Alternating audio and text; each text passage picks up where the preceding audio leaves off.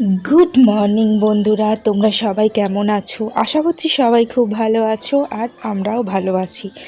সকাল সকাল আজ আমরা পৌঁছে গেছি হাওড়া স্টেশনে। দেখতেই পাচ্ছ হাওড়া স্টেশন কত ভিড়, যেটা সব সময় নর্মালি থাকে। আর আজকে আমরা যাচ্ছি, কোথায় যাচ্ছি সেটা তোমরা থাম্বনেল দেখে বুঝতেই পেরেছো। তবুও বলে দিই, আমরা যাচ্ছি আমার বরের চাকরি আদায় করতে। যে চাকরিটা 10 বছর আগে পাওয়ার কথা ছিল, সেটা দীর্ঘ 10 বছর ধরে স্বপ্ন দেখে দেখে দেখে দেখে স্বপ্নটা পূর্ণ হতে চলেছে। তোমাদের ভালোবাসা, আশীর্বাদ ও হনুমানজির আশীর্বাদে আমরা এই চাকরিটা পেতে চলেছি।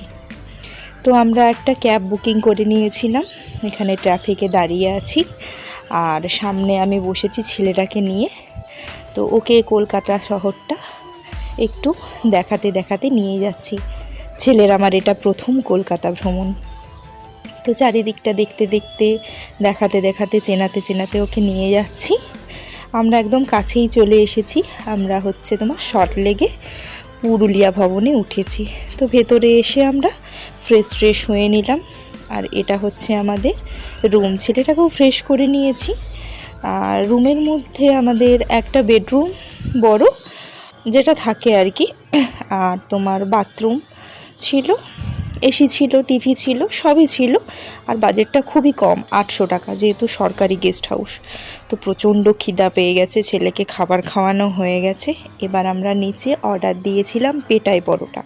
তো পেটাই পরোটা খাবো বলে লিফটের জন্য অপেক্ষা করছি।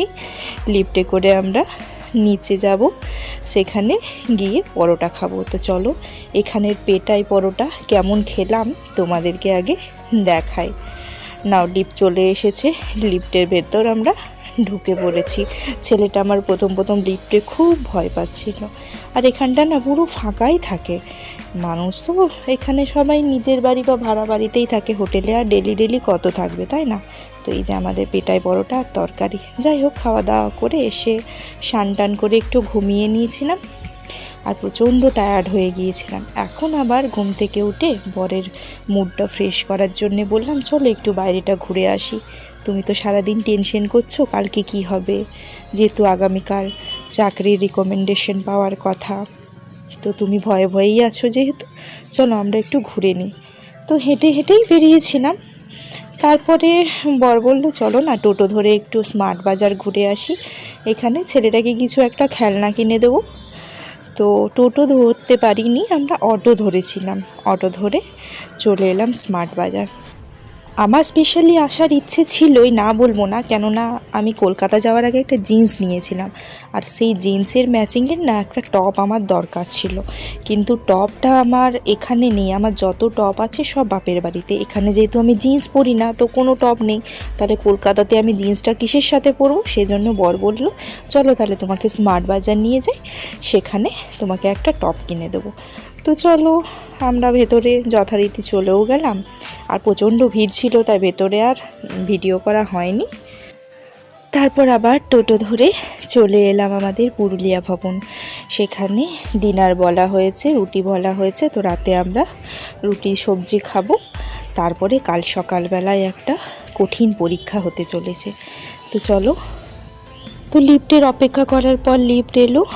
এবার চলো তাহলে আমরা রুমে যাই, রুমে গিয়ে ফ্রেশ হই, আর ভেতরে গিয়ে তোমাদেরকে দেখাবো আমরা স্মার্ট বাজার থেকে কি কিনেছি।